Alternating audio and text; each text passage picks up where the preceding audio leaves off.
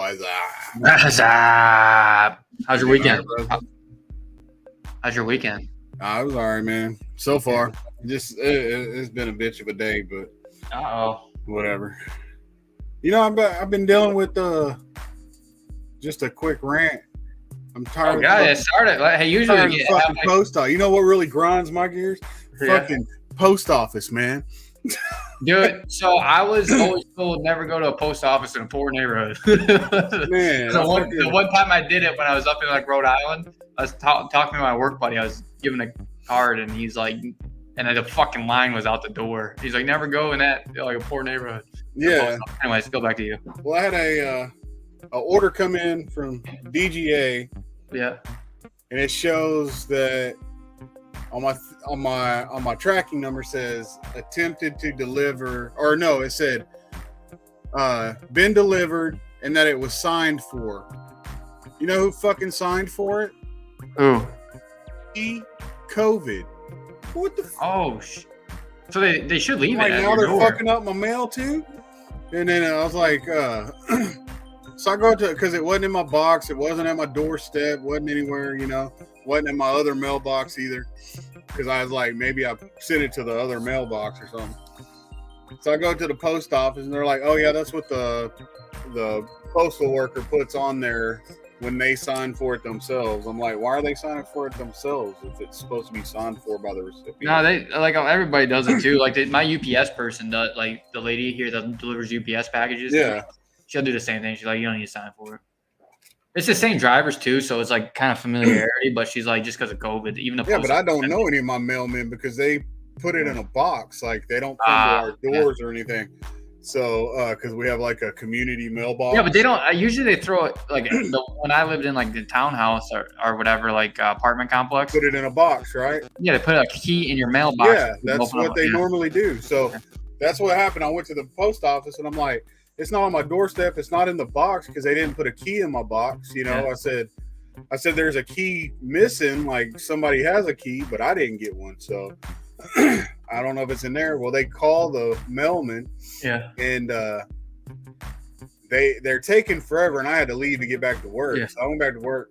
Well, then I came home, and as I'm coming home, I see a mail guy at our boxes, and I just pull up real quick, and I'm like, hey, I said, did you deliver this or what? Like I said, because it shows it's delivered, but I don't know who's COVID, you know? And he's like, yeah, I got it right here. And I'm like, he goes, it was in this box. And I'm like, how come I didn't have a key in my box? And then he looks in my box. He's like, yeah, you're right. You don't have a key, do you? I'm like, oh. So I'm like wondering, did he really have it in the box? Or when they called him, he's like, oh shit, I need to take it back over there. Probably the latter of the two. I'd say I give benefit of doubt. And then today, I have another order come in from DGA.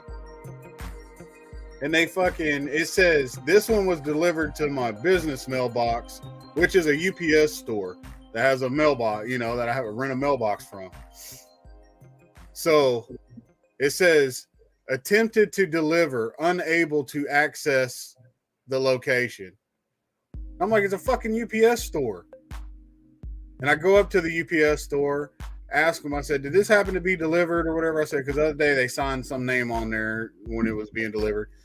And they were like, I said, this one says that they didn't have access to the location, but your business hours are open right now because obviously I just walked in. And he goes, yeah, they just stopped here and delivered a bunch of stuff. And then he went back there and checked, but my stuff wasn't in there. So bastards, dude. I know. It's like, they're out to get you. I don't even want to send my shit in the mail now. They're out to get you, dude. They're out to get you. Cards, man. Well, you see all kinds of shit now happening where mailmen, mail women, whatever, stealing fucking sports cards packages. No, but that's why, like, when I package stuff, I don't make it blatantly fucking obvious as a card. I don't. Or like, I don't put it in and that's why I don't use the eBay fucking card envelope bullshit either. Like, yeah, I don't make it obvious where it's like, you know what we should do? We should do a goddamn breakdown of how you should ship and package fucking cards. Yeah, like, because breakdown on that.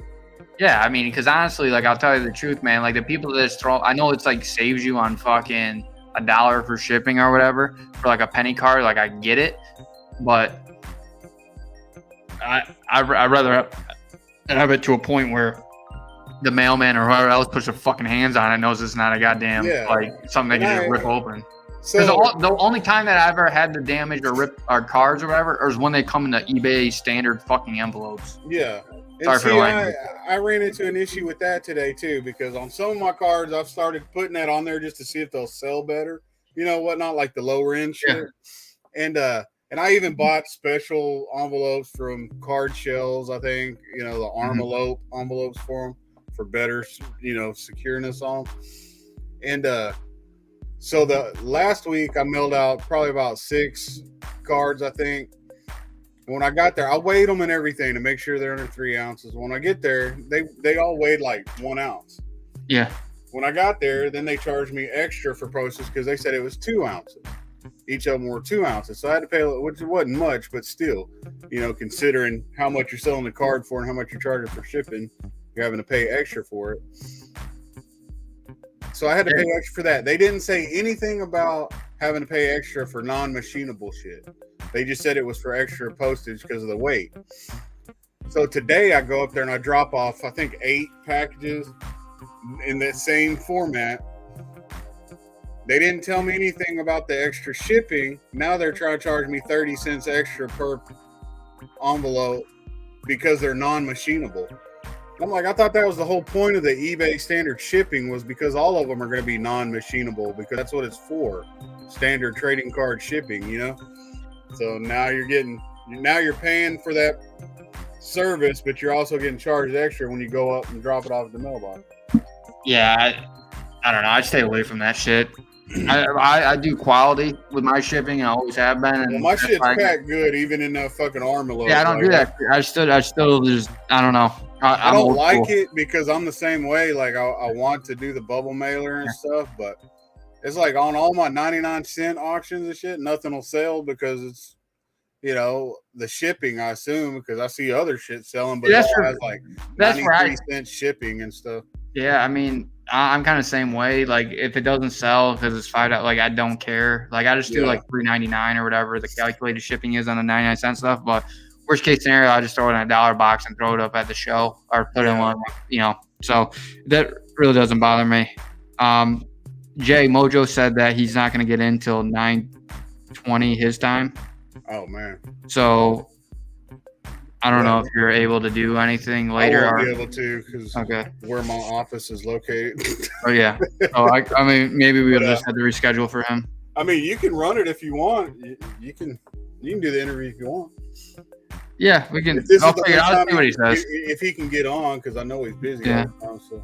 Well, I can send you the link to your email, and you can do it on your phone, or you're not in the office. Yeah. Yeah, it's up to you. Anyways.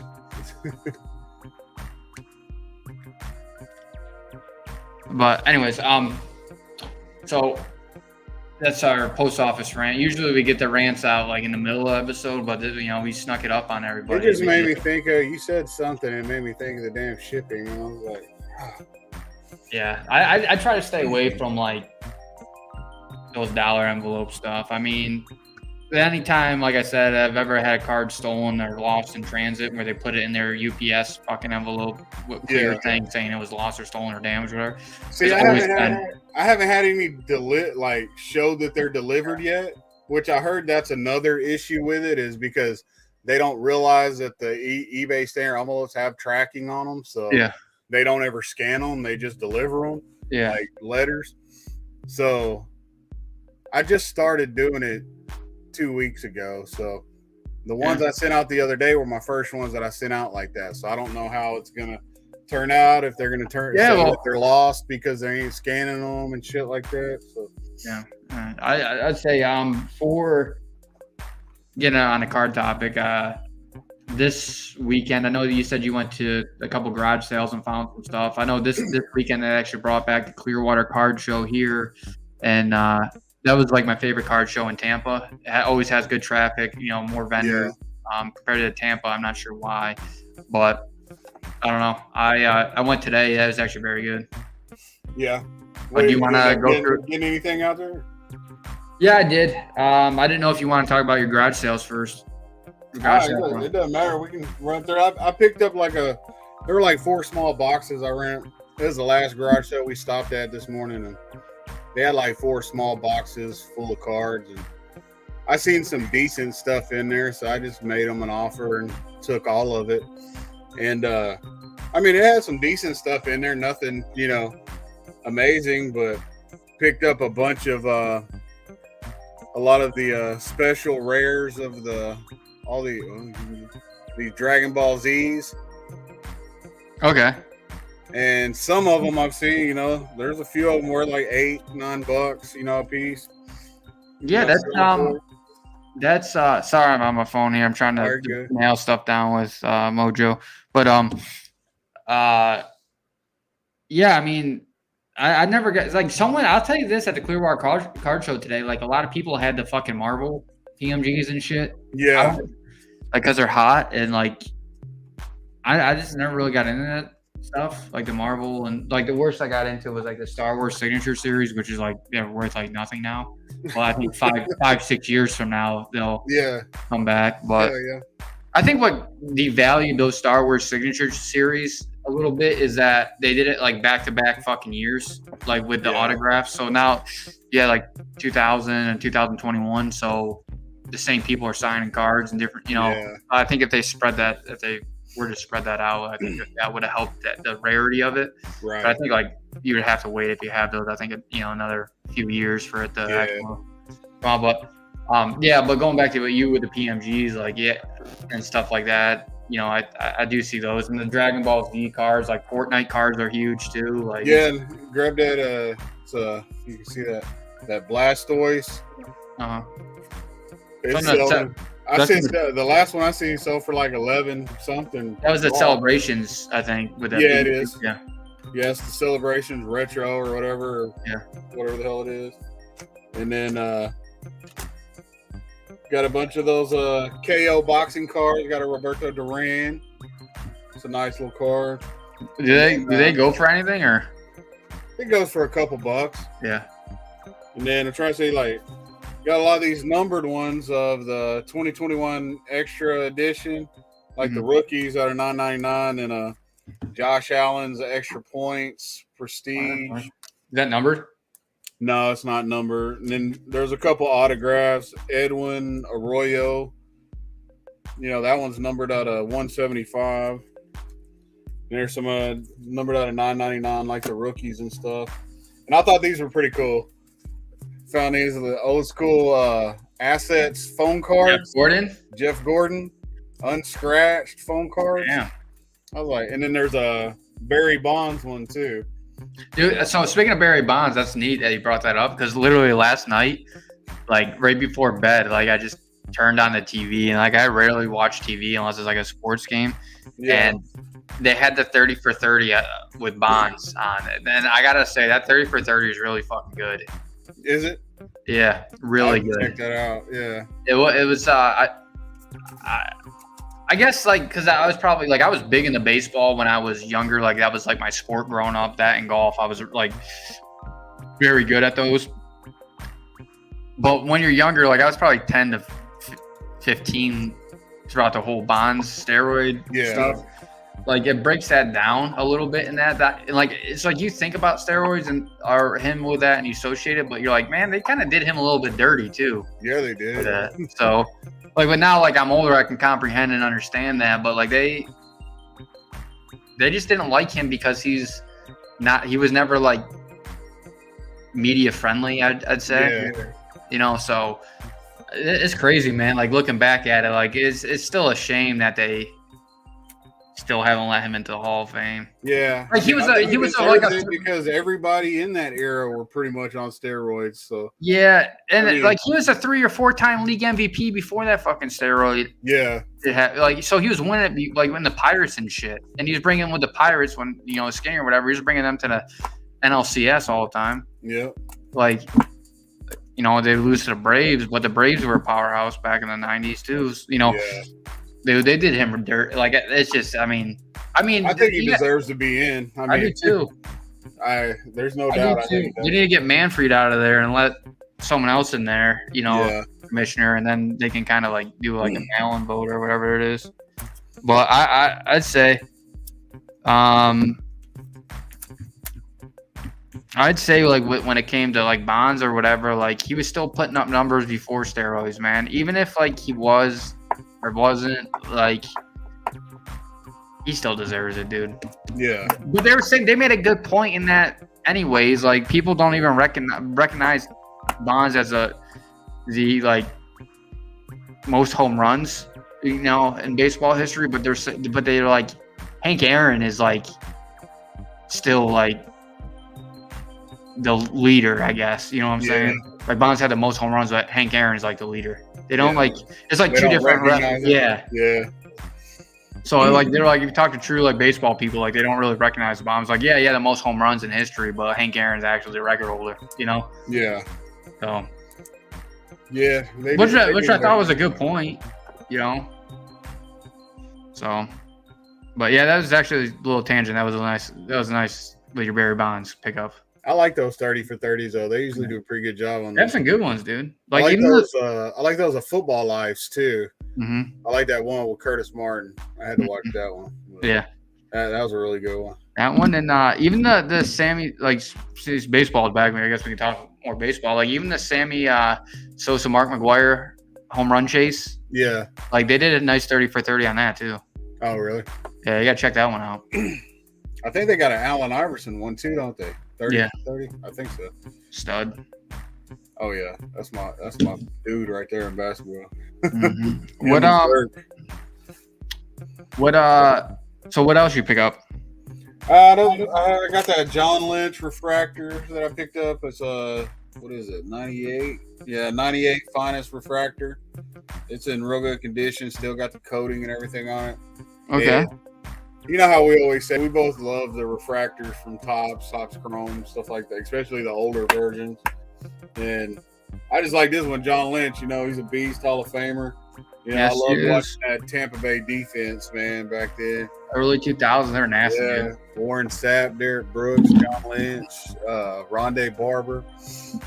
Like everybody talks about the Ravens defense back then. I thought that like the Buccaneers defense was better than that Ravens defense. I don't disagree. But sorry, looking at eBay here. But I had some options. I think my wristwatch like vibrates and tells me. But I would say like those pickups are pretty good. I mean, anytime you get refractors, number cards, or autographs, or like $1 a piece or whatever it average out to, like it's still.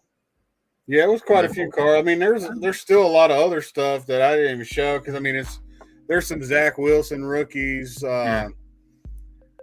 Justin Fields, Trevor Lawrence, just some good decent basketball like Scotty Barnes, some I can't think of the names, but a lot of color and stuff in there too. So I mean, it wasn't a bad little pickup for a garage sale, Yeah. Usually at garage sales, you always find the '90s junk wax shit. So, but this one has some more modern stuff in it, and then maybe they don't know the values on like the Pokemon and Dragon Ball Z cards because I think I got more value out of that stuff than I did the sports cards. Well, I mean, like I said, like last weekend when I picked up like those lots from like the Tampa card show. Yeah. I already sold like a Brady card out of that, like a base 2014 Prison for $15. For all that whole stack of cards, that I bought, I think was all like $60. So that pretty much paid for a third of it off one card. I had some interest in like some TO ones and stuff, but I mean, like literally, like all you need is like a couple cards to hit out of that to pay for everything, and all the rest is just pure profit. Yeah, and with the ones that I've looked through, I mean, if I sold all those, this week, I mean, that would pay for more than what I paid for it. I'll say this too, and I actually had this conversation with Bryant from Tampa Card Shop. He's like pretty much who I meet up with at the shows. We walk around. He's usually set up, but he's like kind of like where he's set up is like I hang out. It's kind of like my home base. Right. And we were talking about how last week we were talking about the influencers in the hobby and everything. Yeah. And their effect that they had. And we were talking about how a lot of them like they give out good pieces of information, but how much emphasis they put on the dollar boxes kind of ruined the fucking dollar boxes nowadays because know. now you have the vendors going through their dollar boxes, picking out the good stuff that they didn't even care about. Yeah. Where that's where you could made some good money. Now you have them actually digging through them, or even raising the prices of not even dollar boxes anymore. Like they're starting to price cards in those boxes like 5, 4, 3, 10, 9, 8, whatever, all over. So that's like a kind of weighs in on last week's conversation about good, bad, and ugly. Yeah. I mean, it's all of us with so many people on whatnot, on just everywhere now with sports cards, TikTok, Instagram, Facebook, everywhere. I mean, everybody's doing that to try and flip them now. So yeah, and I gotta say, going to the Clearwater card show, I went with the intention to kind of sell some stuff that I'm not in.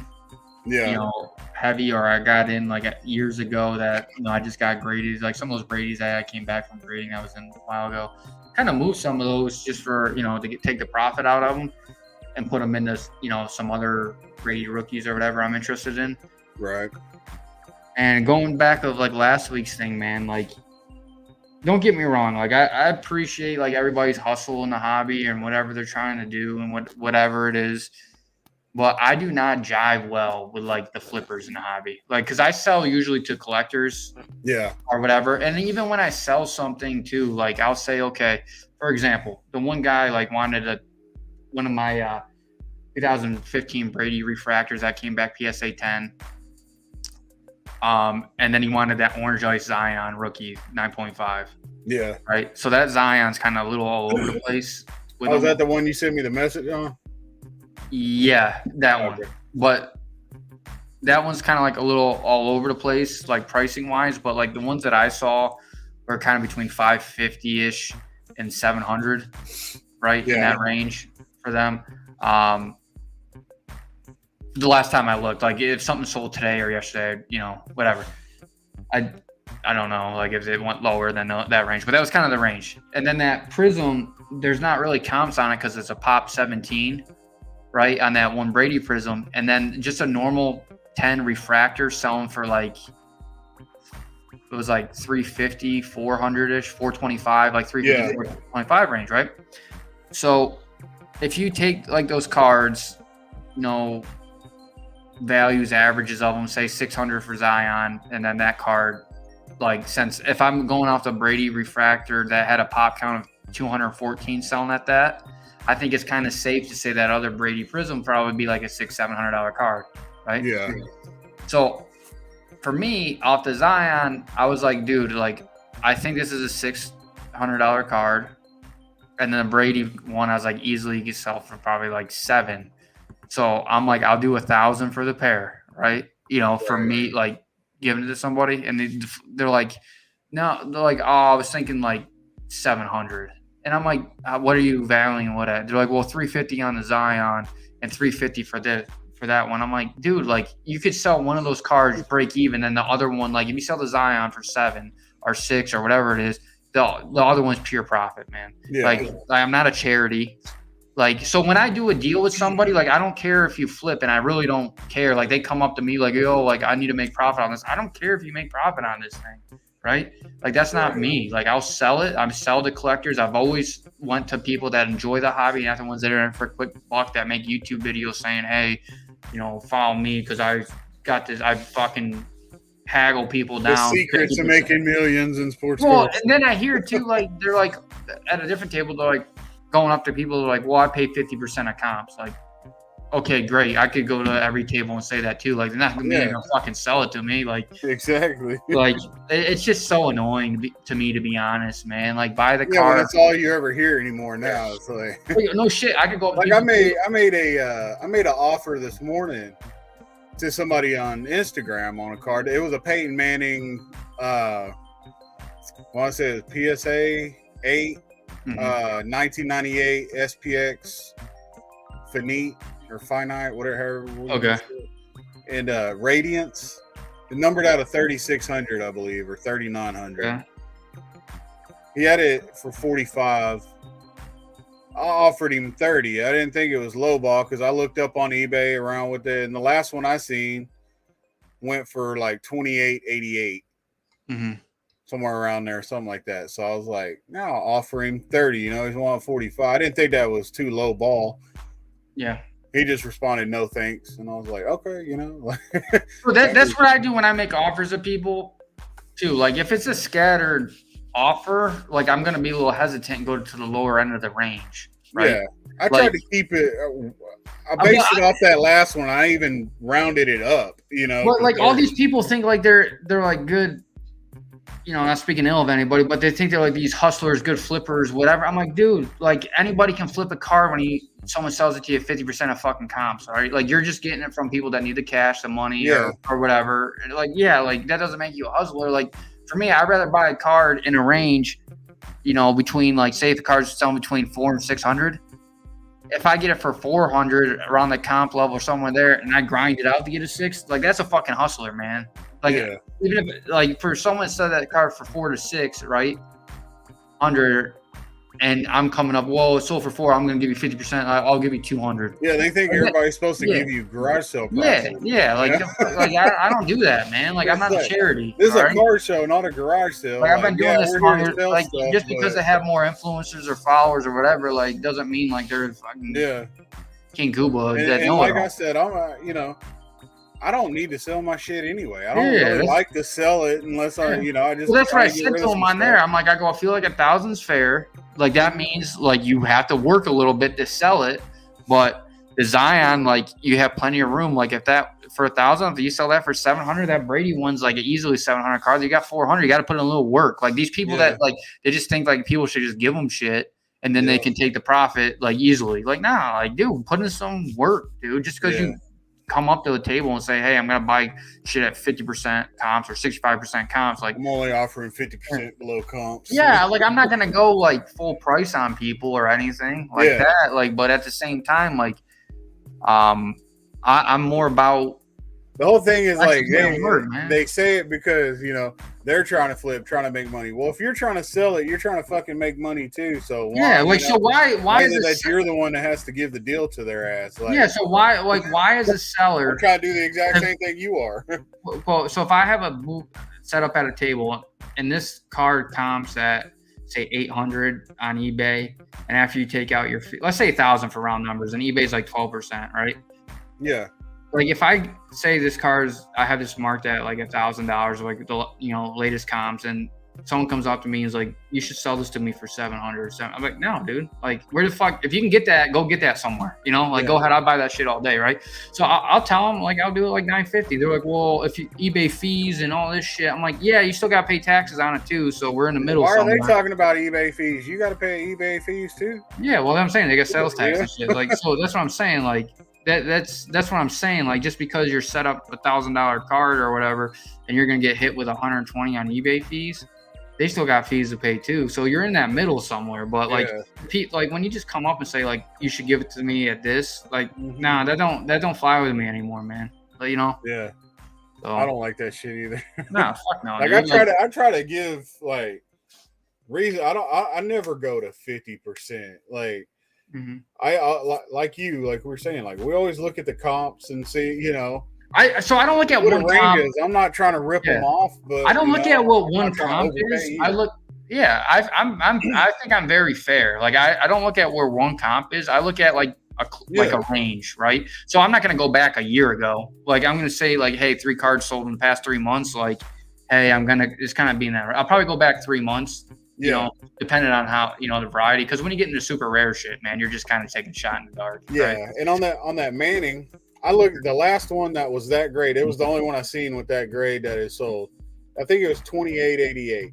And then I was like, okay, a PSA 8 is around what a raw card is, you know. Yeah. So I started looking at the raw ones, see what they sold for. They were selling for like 12, sometimes cheaper around there. I was like, fuck it, I'll offer him $30, you know. Yeah. I didn't think that was too far off from the 45, but he said no thanks. And I'm like, hey, you probably would get 45 from somebody, you know. I'm like, so. Yeah, but at least you're not like saying $10. Yeah. You know what I'm saying? Exactly. Like, fuck you. You know, you're being somewhat respectful. And I think that's kind of like what this new age stuff is, like people are kind of losing respect.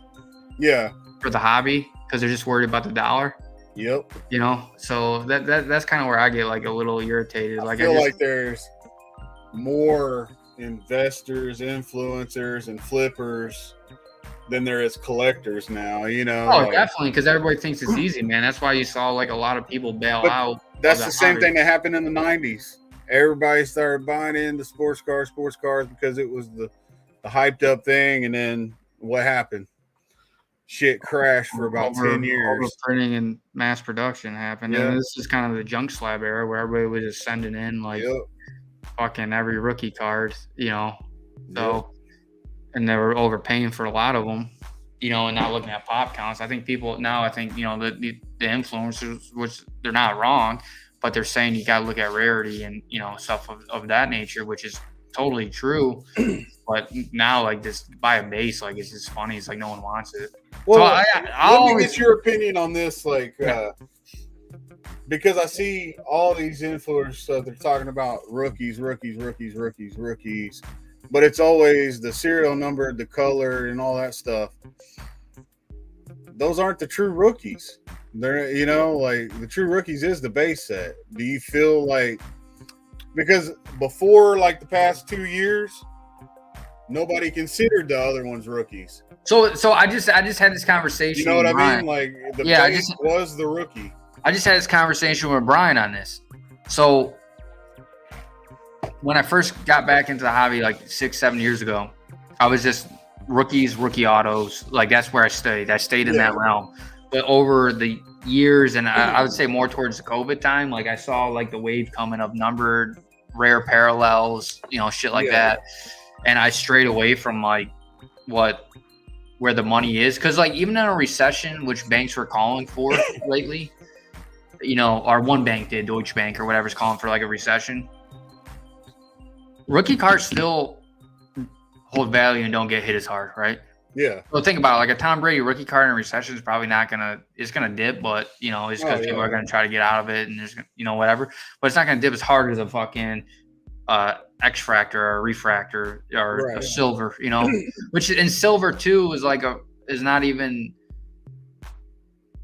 like that rare. You know what I'm saying? Like, there's like, look at like that in that one chat where the guy was offering me on the Zion 320 for that orange ice and a 9.5 BGS. Like, he's like 320. I'm like, dude, you're way off. And he goes, well, silvers are going for like around here. I go, dude, yeah, but your silver pop count's like 4,000 compared to this, which is 700. Right. So I go, you're not even in the same realm, man. So that's what I kind of get at is like everybody tries. Don't get me wrong, everybody has their own thing. Rookie cards too. Yeah. Baseball screws me up on rookie cards because they have it's prospect cards. They have like 19,000 of them. Exactly, but how is that? How people have explained it to me? They're like, well, it's because they're not up in the big leagues or whatever. So there's minor league hockey too, but the hockey players, their first card out is their rookie card. They don't have like Bowman non-rookie cards. Yeah, but what you got to look for, like in baseball, is when they get drafted, they get the Bowman Chrome first, right? Yeah, but is Bowman that first their rookie card or is it a prospect card? Technically, like because then 4 years later, then Topps and Bowman and Panini will have the rookie card label on it, but the others don't. So you can call it prospect, whatever. But that's traditionally what collectors go after for the higher value of them is the Bowman Chrome first because that's their first printed card. So when they played their first, I got to echo. Your mic's too close to the speakers. Oh, is it? My bad. So is that better? Okay. Yeah. No. Maybe. No. Got worse. You turn my volume down. What about now? Is that better? Yeah, a lot better. Okay. So what happened with that? So the Bowman Chrome prospects first, whatever it is, that would be considered like the more valuable one out of like rookies. But when they go and they play their first year in the big leagues, that's when Topps comes out with their actually like in their legit uniform and stuff. So I guess you can look at it both ways, but I would say like the true collectors will go after the Bowman Chrome first. Yeah. And then they'll get the first year in the big leagues card. Yeah, because I know that because you see so much stuff. And people like rookies this, rookies that, but then there's like they're trying to say rookies for 4 years in a row, and it's like, okay, which one? Well, technically, like prospect cards, but I guess they could be. I don't know. Could be rookies. I mean, Yeah. I mean, I kind of tend to look at them as rookies. I mean, they're in their I do big too. league I mean, I have like a uniforms. shit ton of laddies out there that don't have Yeah. the first in them, but they're just Bowman rookies and Bowman scouts and all that shit. And they're in Prospect their cards. big league uniforms. It's not like they're in their minor league uniform or something like that, So I don't know, because I know you got minor leagues in hockey, and then you got G League and stuff, and NBA, and then college uniform cards are considered rookies. So I mean, why wouldn't a prospect card be considered the rookie? Yeah, I think just the more valuable ones are the Bowman Chrome first. Yeah. And then you had the refractors and all the parallels that come with them. They are numbered ones, out of that. And then the Topps Chrome, rookies. Yeah. Hard to say second. Was there anything jump off that topic? Any subject of that subject? Any stuff you looking to buy into coming up, or actually the same stuff? I think still so today at the show I did traditionally I'm sticking with like buying a lot of Vlad stuff still. Yeah. So sorry for the paper there, but so I did buy this Topps Chrome Vlad 5-star 2021 on-card auto. Like, I just think his stuff has so much room to run, and I think I believe in him too as a player, and as long ball hitter. I think he's going to be eventually in that 500 home run club. Yeah. So I do believe in him from that aspect, that standpoint, for a long-term hold, long-term play. Oh yeah. And then also, which I don't think it's because baseball season, but I always enjoyed baseball. I want to get better at it. Well, I did pick up this Bowman Chrome Mega Box first. Is that Acuna? Yes, refractor. Yeah. So I did pick up that. He's one of the ones I try to pick up stuff on too, Acuna. And I think his stuff's still undervalued right now. I do want to pick up another thing, maybe a couple autos of him or whatnot, depending on price. But I do want to get like some Soto stuff too. I do like Soto, and honestly too, I think Rafael Devers is another one that you want to look at because like he's a great talent. He's young, and his stuff is, I think, very undervalued. I got quite a bit of his stuff. Yeah, I think his stuff's undervalued right now too. Yeah, I want to start getting some of Adolis Garcia for the Rangers because last year he was a beast. I have an Origins green refractor over here. Oh, do you? It's not. Yeah, I don't know if it's numbered or not. Like I had this like when I did the box rip back and like whenever Inception was. Yeah.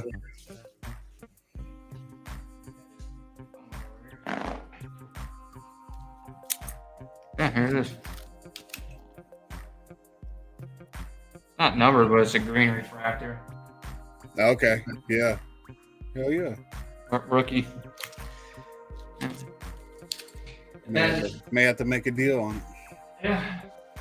And then one of my biggest, I won't say biggest, but the last thing that came in from eBay, and I bought this, and then story behind it. I bought this, and then like Monday, Brian tells me that he's coming into his shop.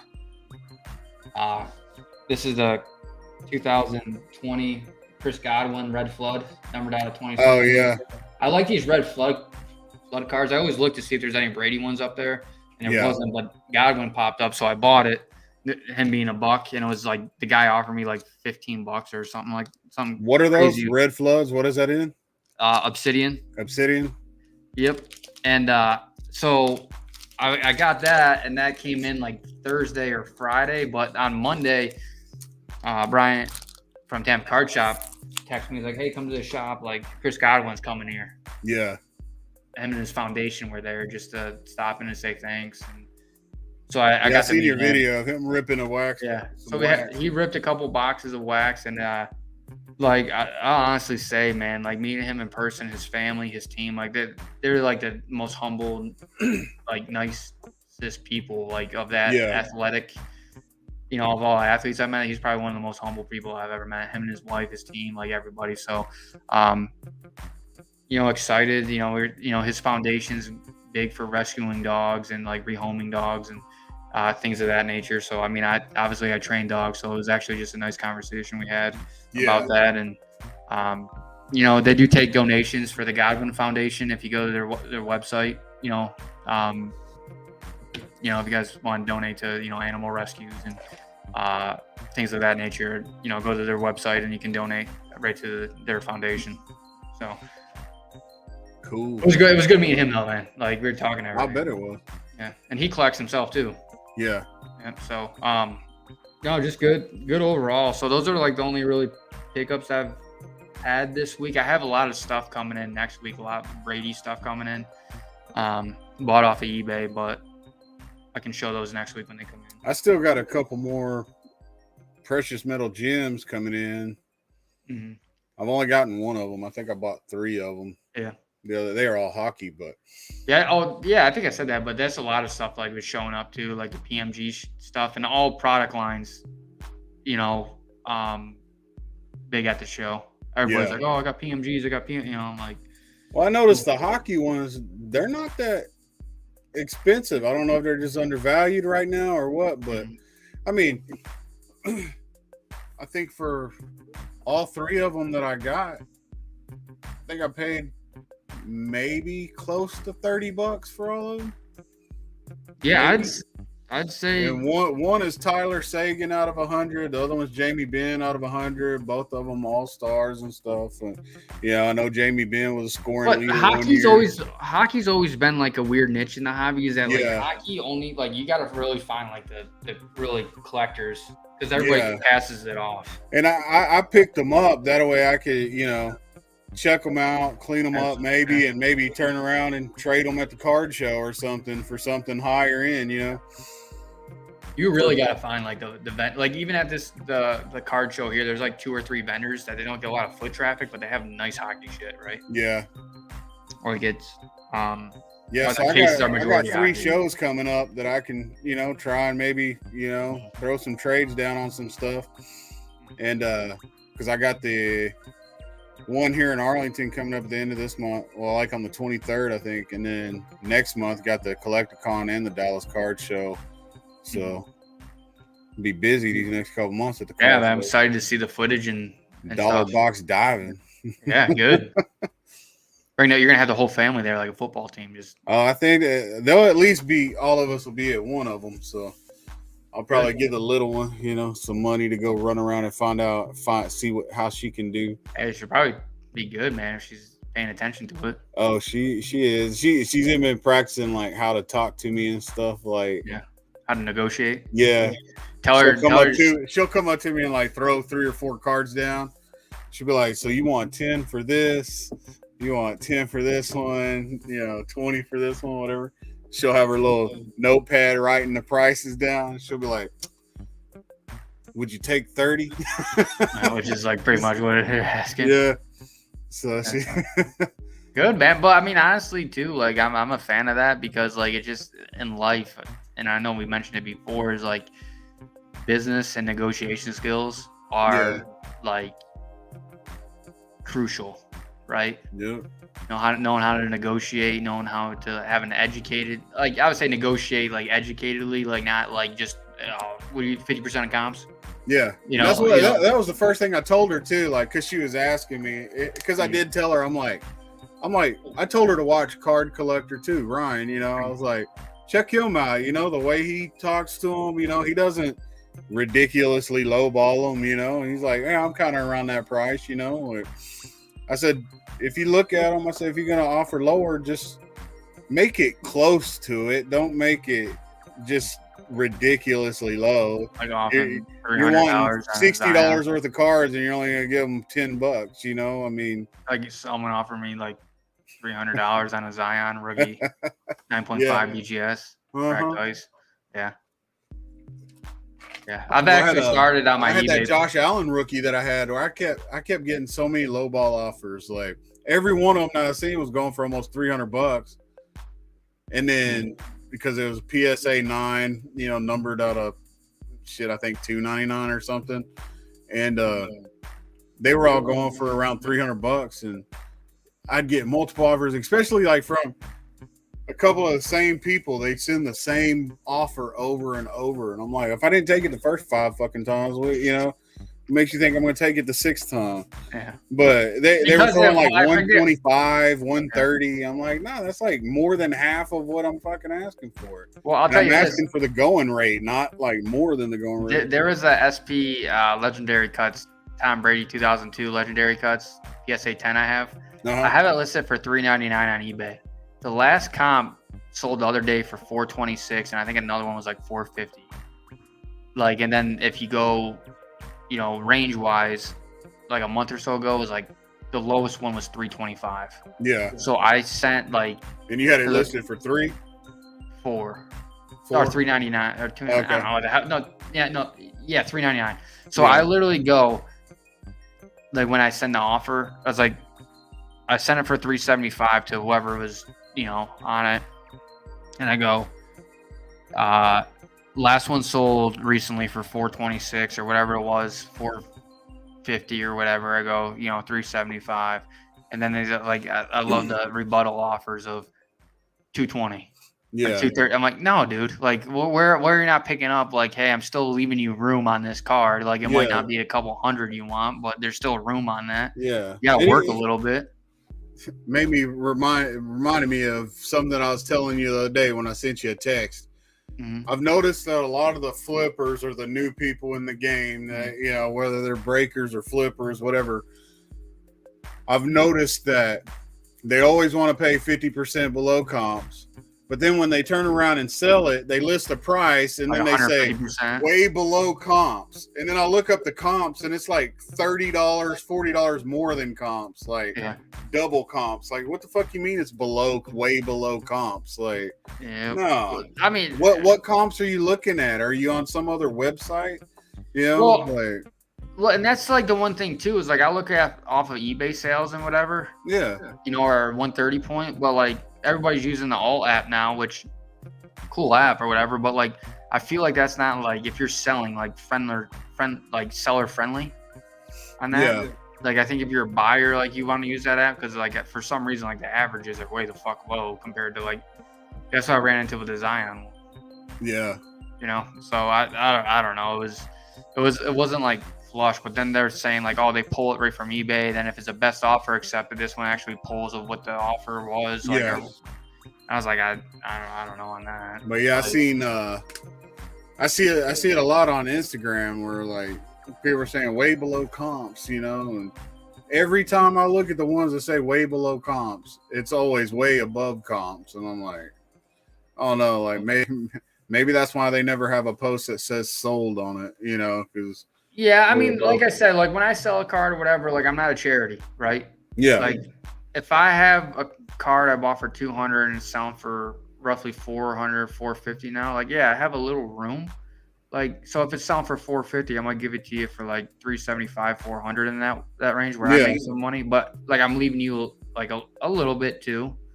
Because right? I think you're a lot like me too. Like, you didn't necessarily buy it to flip it either. Yeah. Like, if you decided you wanted to sell it, you can still make some money off. But that's my thing though. Like I come from like the collector, not the flipper aspect of it. Like, just because I like, so for example, I have a Mac Jones PSA 10 graffiti numbered out of 199. Like, it's the pink graffiti.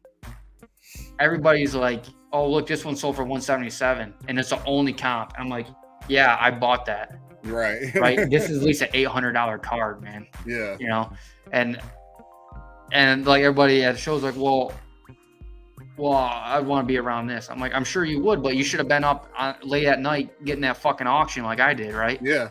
You should have been putting in the hard work. You should have beat me out on that auction, right? Yeah. Like, so just because I reaped the benefit of a deal on like an auction or something doesn't mean like I have to give that to you. Yeah, exactly. So that's kind of my irritation with that stuff, like, just because like you see like, because they're not turning around giving it to nobody for like, so why should I pass up all the profits so you could have it?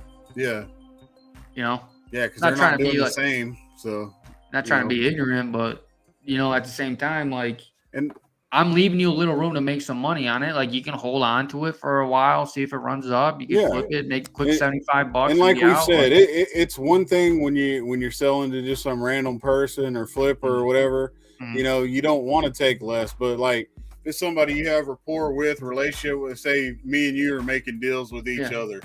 You know, I'm going to come back with you, give you a deal on something, you know, whatever. Or Like, I do that all the time. Brian, Like whatever, vendors at the show that I buy off of, like they, you know, at the same time, like the vendors at a show I buy off of, like I might cut them a little bit of a deal on something. Yeah. Compared to, you know. Yeah, because you know, you know they're gonna, you know, work with me on deals, work with you on another item, you know, maybe later on in the future, whatever.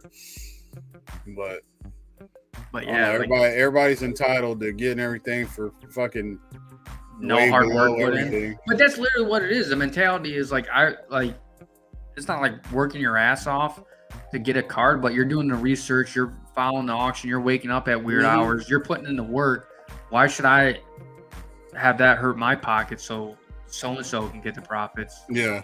Why should I sell to them at cost or less than I got? And I feel like a lot of people fall for it too because everybody's saying it now, so they think they have to sell the cards to them or else they're not going to be able to sell them. But man, like that's all they have to do is set up at a show, a local show, right?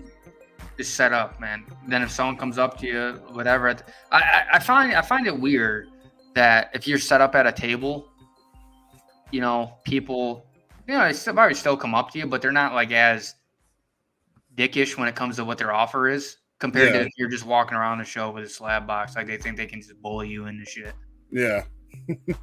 I don't get it. And I like shows too because not everybody there is deep in the hobby, you know. They're just there to buy stuff that they like, you know, go check it out, you know, or hey, my kid likes this, or my husband likes this, my wife likes this stuff, whatever, you know, and they just go buy it just like as if they'd go in the mall. They don't go negotiate anything. Well, that's what happened with that Vladimir Guerrero 5-star I bought.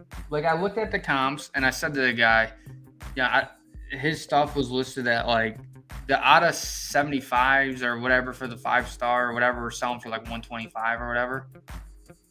And I was like, this one's not numbered. I was like, how much you want for it? And the guy goes $100. And I go, okay. Yeah. Because I'm long term with it. Like I didn't even really. I probably couldn't negotiate. And if you do it like that, like I noticed that's how Ryan does it too a lot too. Is he'll be like, the last few have sold for like $100. So what do you want on it? After giving you that information, like so. You know, that kind of gives them the idea you're not going to pay $150 for it if it's only going for like $95, $100. So work with me and I'll buy it from you. So that's kind of a respectful way to get the deal lowered. You know what I mean? Well, where you give them the option to lower it and see how low they'll go. And if they go to a price, if I'm interested on them too, like a card or whatever, like I'll ask them, well, like, hey, you know, I'm interested in this one. Like, is there any room with this, or are you firm? Like, just because they say no, I'm kind of firm at that, it's not gonna. If I really want the card, I'm gonna fucking buy it. Yeah. Right? Like I'm just asking them. Like they could say no, or hey, I could take $10 off, 15, 20, 50, you know, whatever it is. Like, but I'm not like saying, hey, I'm buying this at 50% of comps. Yeah. Like, I'm not a fucking ignorant asshole, man. Yeah. You know? So, yeah, I mean, I just respect the game too, you know? I mean, it's just. Yeah, and I mean, it's honestly, just respect. Like, you got different things too, like different financial situations and, you know, things of that nature as well. Like, some people might just need to sell stuff just because they need the money for something, X, Y, Z. Like, their fucking AC went out in their house. They got to buy a new AC. Like, you know. Yeah, and I get that too. And, hey, some people luck out and run into that shit, you know, where people just need to get it. Like, at the same time, too, like, just because, like, some people do that or you get lucky or whatever. Like, and after time, people know, like, you buy, right? You know, you're a buyer, so they're going to come to you for stuff. So now, you know, the more reputable you get, or the more Instagram fame or social media fame or YouTube fame that you get, like, people know that's just how you operate. Yeah. So I mean, you're gonna have people come up to you with certain deals knowing that, but like for me, like I've been in this in the long run. I made good money off this doing long term, and just like stocks, like you can make couple bucks flipping, but the real investment is holding shit long term. Yeah. You know, like There's look at people. tons of shit People I make got that people I make a hold couple for grand life. off of. People make a couple grand off of flipping Apple stock, but if you had Apple when fucking back in the 90s to now, like you'd be fucking multi-millionaire. Yep. $1,000 here or there, or fucking multi-millionaire status. Yeah. So, but yeah, I feel like we're on the same page with it, and a lot of people that have been doing it for whatever are on the same page. Like the new wave of stuff. I mean, it is different. Like you're gonna have people that are in it. Like I don't respect anybody else's hustle or their mindset towards getting in and out of a card or anything like that. Yeah. Yeah. I mean, for me, like I still buy stuff to flip, like dollar box stuff to flip, or a quick card here. Like, hey, I'll look at comps. Like, hey, like that Cunha I got, probably have an equity in that thing, probably $100-$150.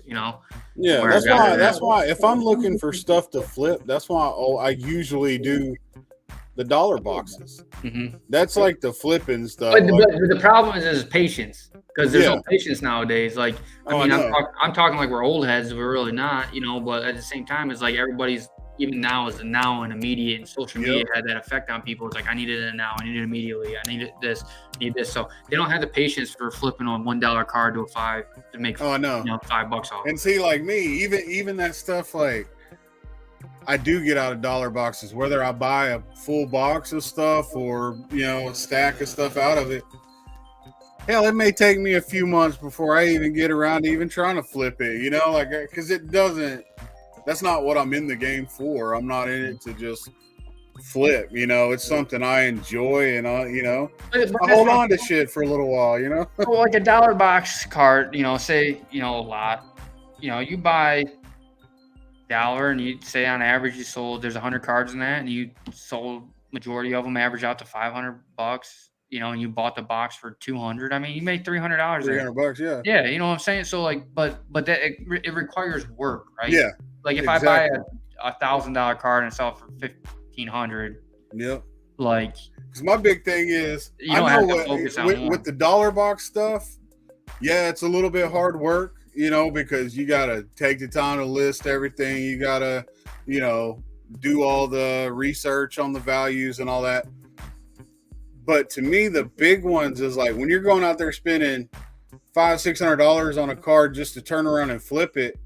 I mean, what if you can't flip that son of a bitch? Something happens, and then you just lost a lot of money, where you're only gonna be able to turn around and sell it for maybe $100 if something, just goes. That's why I found this niche in the hobby for myself, and it's worked for me and whatever. Is like, I don't have to go out and buy the PSA 10s. Like, I know I've caught shit from buddies, like they're like, you're the PSA 9 king. I go, but I appeal to so much more people. Like the PSA 10 people, like that's such a smaller portion of things, and the people that can afford those, like, cards, like for a Brady PSA fucking 10 and like a Bowman Chrome, you're at $20,000, $20,000. Like a 9 is still high, probably not the right thing to use, but 9's like in that 5 to 10 range, right? Yeah, somewhere in there. But like, you can go into like, say like a Justin Herbert, like 10, silver 10, or whatever you want to use. Say maybe $1,000 card. 15, you can't tell much different than but a 9's like 300, so that appeals to more people. You can bring in more kids. Here's my equation to it. So don't get offended. Yeah, I'm good. You are the McDonald's, and those 10s are the fancy steakhouses. Mm-hmm. Which one makes more money? Fancy steakhouse or McDonald's? Depends if they franchise and go. But well, most fancy steakhouses, there's only one around. Yeah. No, it's McDonald's, man. Because they don't make that much money. They only cater to one specific person. Mm-hmm. McDonald's, anybody and everybody can eat there. Homeless people can eat there. They can fucking make money regardless of anything. I agree. You get what I'm saying? Like, no, 110%. And that's why you can eat there. A kid can go there and buy something. Well, and don't get me wrong. You gotta be able to afford a $50 steak, $100 steak. Well, that's what like my thing is too. Is like I flip those 9s and buy PSA 10 shit. Brady PSA 10 stuff. Like for my own personal collection, right? Exactly. So it's like I have a good mix of stuff. Like, between 9s and 10s. I mean, some stuff I'm heavier in 9s at, and I don't mind it because like I can appeal to more people. Exactly. And that's why I equate it to like that McDonald's and a steakhouse, because McDonald's can sell dollar cheeseburgers 24 hours a fucking day and always be selling them. A steakhouse, you're going to have maybe, a certain amount of people in there a day, but they're not going to be there every fucking day. No, they're only there probably from like 12 to 10 or something, 12 to 12. But I'm saying those same people won't come back the next day. No, they won't come back maybe that same week. Yeah. It might be a month before they go back there. Yeah. No, so McDonald's, you got people eat there 5-6 days a week. Yeah, and I feel you. I think we're on the same page. I mean, I don't mind it, man. Like, like I said, like I'm never a trendsetter. I'm never like a cliquey person. I'm never like, I was always growing up very independent, self-driven. Like, and I always went against the grain, man. So I was living on my own at 15, so I was working my ass off. I found my niche of what, like, and the thing is, like, I find my niche of what works for me, like, and then I always evolve, right? Yeah. Like, I'm never stuck in complacency like a bookstore was, and when fucking Amazon came out, they're like, oh fuck it, we're gonna do the same way, and now look at them. I was never like that. Like, I find what works for me, and then once I see a change coming, or I feel a change, or I see a change personally, then I'm like, okay, I gotta kind of navigate now what direction I want to head in, and then I'll go. And if it works, great. If not, then okay, let's switch it up. Let's try something else. So you always gotta evolve. But the people that are in and out of the car, like, they're gonna be fucked when. Yeah, exactly. And that's another reason I like the dollar box stuff. The value stuff that I can turn around and sell when I am selling the stuff is because, it takes a little bit of work, but I like doing that shit. I like sitting there. It gives me more time to, deal with my cards. I get to look at them, learn more about their values, stuff like that, and then just find different ways to sell them. Like I said, I've started trying out that damn eBay standard envelope just to kind of fluctuate, just to see where I can get, more sales from, whatnot, from all that stuff, No, I agree, man. I think you always gotta evolve, man. And now, if I'm selling slabs and stuff, I do the bubble wrap for sure. If I'm selling high dollar cards, bubble wrap all the way and package gear. But I think I secure these packages, and if I can make off the dollar cards more money doing it that way, and I'm not getting any complaints or anything like that, then so be it, just trying to find out what works better, No, I agree. I mean, you always, like, everybody has their personal, like, comfort levels and what, works for them, and what works for me is not going to work for someone else, might not work for you or whatever. So, I mean, like, you got to kind of be different, but like the uniformity of you got to buy under comps and whatever, and turn to burn, like you're not going to get success. Like, so everybody probably heard this, new into the hobby, you ask around, you ask for advice, whatever. The consensus statement that I've probably heard 98% of the time for newcomers, even when I got into the hobby, that everybody else, or if I'm overhearing it at a show, or if I'm giving advice to somebody, is collect what you like, man. Don't go chasing a dollar, because that's where you got burned. And like, even sometimes, like for me, like I'm like, oh, this is a quick flip, thinking, oh, like, and I got burned. So I mean, collect what you like, what you want to hold on to. I know that that's not the agenda for everybody, but I mean, at the same time, like, that's I think how you become successful in the hobby. Yeah, and not only with collecting what you like, but what goes into that too is, if you collect what you like, there's always going to be somebody else that likes what you like. Yeah. So you will be able to make a profit off of it at some point. Maybe it's not tomorrow, but you bought it for $2 a day, $10 today because you liked it. 5 years from now, somebody else really likes that fucking player too, and their value's gone up, and they're going to pay you top dollar for it. Well, not even too, like, at the same time too, like, even if you bought like $100 card and you liked them, and that player never really turns out or whatever, you're still going to be able to get something out of that card for, maybe it's $50 or $75, but you're not at a total loss, man. Exactly. Like, where if you're buying fucking $5,000-$10,000 cards on pure speculation, and then fucking that's like, you're you're out 4 Like or what 5 is that? grand, The Jason Dominguez that sold for like Yeah. however 500,000 or whatever for, and he's not even in the big leagues yet. It's. I don't know. I can't do that. Even if I had the money, I wouldn't do that. No, I mean, like everybody says it now. I've been doing it with Brady, like stuff over the years. I mean, it's just collect the goats, collect what you like. Like it is what it is, man. Like if I got out of the setting up at card shows, or if I got out of the flipping sports cards game and just became a pure buyer, like I don't care. Like it's like it looks good. It looked good on my wall, man. Me and my wife actually had that conversation a few hours ago. We were sitting there talking, and because I was still steaming about the fucking post office shit. Yeah. And we were talking about it, and I said I just mentioned it. It's not. I'll still do the shit, but I just mentioned, I was like, it makes me not even want to like mail cards anymore. I said, because all the theft going on. I said, and then just the way the hobby's going at the moment, with like we're talking about the comps and all that bullshit, and flippers, breakers, and it's like every now and then I get annoyed with it to the point where I'm like, you know what? I just want to go back to being a fucking collector, just straight up. Like, and she's like, that's fine. She's like, I don't care if you make money off the shit that you buy, because I know you like the shit, like. Well, at the end of the day, I mean, that's what.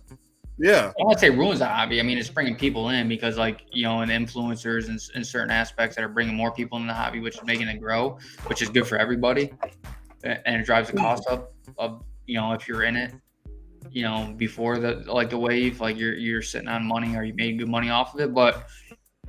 Yeah, man, it's good, but it's not always good. But that's what I'm saying is like, even if I'm buying and flipping stuff or whatever, like it's something I like, Yeah. And then I'll hold on to that, or I'll be like, oh, I'm gonna sell that because I really want something else now, right? I kind of make it like, everybody sees that land's cheaper in Texas, so now everybody's flocking to Texas. Doesn't mean it's a fucking good thing, just because everybody's influenced to fucking move to Texas and buy up everything here. I would rather not be that way. I'm not saying it for sports cards because it does get it more popular, but I feel like some of the reasons why it's getting popular is turning a lot of it bad. Does that make sense? Like, well, I mean, you had the flipper saying get in, buy low, buy at under comps and flip it for above comps. Like, no shit. Like, if you can do that, that's great. I mean, everybody that's been in the game has been trying to do that. Yeah, but if everybody's trying to do it, then how are you going to do it? Yeah. Well, that's why. I mean, that's what I mean. Like, if everybody's trying to buy 50% below comps and everybody's doing it, but that's at the end. Then how you going to make any money? That's why, at the end of the day, the collectors are still the ones that own the hobby, because they're driving up the prices because, like, hey, I got to deal with this asshole that marking their way up or whatever, but hey, I like this guy, I believe in this guy, so they're gonna buy. Like, so at the end of the day, it all full circle comes back to the collector, man. The collector is gonna drive it up and down. I mean, when you get astronomical prices on things, and certainly like it's like all the people. If you kill the collector, list their shit double. That way they'll be like, I'm paying 50% of that. Yeah, I mean, but that's where like an educated collector seen this stuff before. It's not like But I mean, at the end of the day, man, collectors full circle are the ones that move the hobby. It's not influencers. It's not whatever. Collectors are the one that drive the hobby, man. Oh yeah, for sure. I mean, it's kind of like, you got with the influencers, it's kind of like how Bitcoin, all that stuff, you have the people influencing the hell out of it, like Elon Musk with Doge. He sends out a tweet and then everybody freaks out. Let's go buy it, and jumps in it. And then what happens 6 months later? All the value dropped on that shit. Well, it's like that Gary V, the V Friends. Like that stuff was selling for like $10,000 a case, and the one card was like $8,000, and now it's like I seen one that was $12,000, and then the next one sold for like $600. Yeah, I think probably the same place. That's all. Like, Like who got influenced into that shit though? Like his following. I have nothing against him. His following. Like I actually, I he's mean, a I very get his motivated hustle guy. and all that stuff. I'm cool with that, but I don't see how people fucking fall for that shit. Hell, come give me $12,000. My daughter will draw you a better fucking picture than that. It's a cult, man. It's just, Yeah. I mean, it is what it is. Like it's Rare. You know, it's not rare. Every fucking kid in the United States, in the world, he drew it. You know, it's like artwork. It's like a painting on the wall. Okay, like I said, every child in the household can draw that damn picture. Well, I'm just, it's him. Rare. It's his brand. It's him. It's his brand. It's, you know, I get it. I get the business aspect of it, man. Like, you know, for me, not for me. Like I stay away from that shit. I don't. No, I think what he did is a straight hustle. You know, if he was doing that on a pool table, he would have got his ass kicked in the bar. Yeah. Yeah, I mean, but he has the masses that he could sell his stuff to. Like he did entrepreneur sneakers with like Adidas or whatever it was, right? Yeah. He had his own line of sneakers. Like fucking people flocked to that. Yeah. Like he, you know. Obviously, like he has the attention of people. He's very good at what he does, not taking anything away from that with him. Very, very good. You know, he does just have a very cult following. Like they're I get that, but how is that any different than a fucking what's his name? Just having old people buy into these shit and then taking all their money and they lose everything. You know, somebody going, oh yeah, it's fucking Gary Vee. Go spend $12,000 on it. It's illegal in one sense, but then you know it's totally. I mean, but honestly, like it's like Apple with iPhone. Like you fucking like the brand, so you don't give a fuck. You know. Yeah, but they're not. I mean, I guess you could say they're running away with thousands and thousands of dollars from people, but. Dude, Apple is all literally is. At least they're getting some use out of the fucking phone. Yeah, but I mean, like literally, like the app. All it is, Apple's is like the same fucking phone every year with a better camera. You know, like it's kind of like all them parallels. Yeah. So I mean, So I mean, literally, like same fucking card, just different card. We're onto something. We just cracked the code of fucking life right now. You know that everything's the same fucking thing, but it's just a parallel of it. Mm-hmm. I think that's our episode. We just went on like pretty much like a rant. The whole episode was a rant. Yeah, I guess we have to change the description to talking about actual all like Gary Vee, like fucking post office, fucking hard hobby, flippers. Tickets are fucking valuable, damn it. Yeah, flippers, traders. We're gonna have to fucking put in the description all the stuff we talked about. We never got to talk to that. I know we talked about it one time about.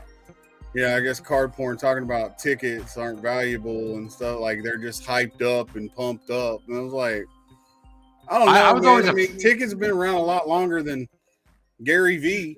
Yeah. Well, I mean, but tickets are the one getting pumped and done. Nah, tickets to me are like you're owning a part of history, man. Yeah, like, exactly. I don't know. I put a comment on there basically saying that, you know, it has some semblance of a historical moment in, you know, whatever the game was, concert, movies, whatever it is, you own it's a actually part of tied to that specific event. You got, and my point was, I love sports cards. I love baseball, football cards, you know, stuff like that. I collect them, but I still think tickets have more ties to the actual event than a sport card does. You don't even know where this fucking picture was taken at. You know, that's on a piece of cardboard. Yeah. But that's considered totally valuable over a ticket, you know? Yeah, for me personally, like I like history. I was always good at history in school. You know, I just like history. I honestly, like, to me, like, that's only, like, for example, I know we talked about Bonds earlier. If you had a part ticket where his 755th home run that broke, or 45th, whatever. Where he broke the record. Yeah, it broke the record, 745. Yeah, broke the record. Like, you own a part of that history, right? You don't own the bat, the ball, or whatever, but you own that moment in time, a piece of it. Yeah, and only so many people were allowed to buy tickets. Yeah. And more than half of them probably threw them away. You know, so it's got value. Anything's got value if people want to have it. Yeah. You know? So, I mean, that's where I'm at on tickets too. Like I'll collect them.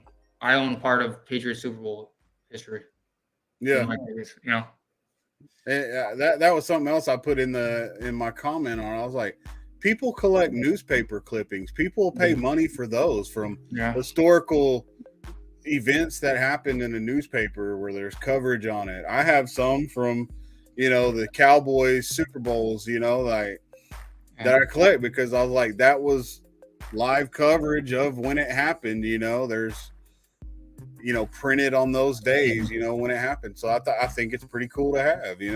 I agree. Like I'm all for it, man. Like I was like, at the end of the day, I collect what I like.